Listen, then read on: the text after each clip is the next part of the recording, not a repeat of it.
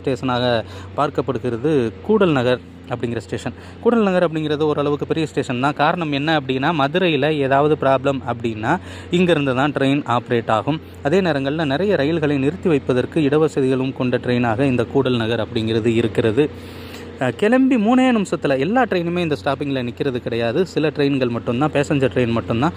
அந்த வகையில் இப்போ நீங்கள் பார்த்துட்டு இருக்கக்கூடிய இந்த பேசஞ்சர் ட்ரெயின் இங்கே நிற்கிது.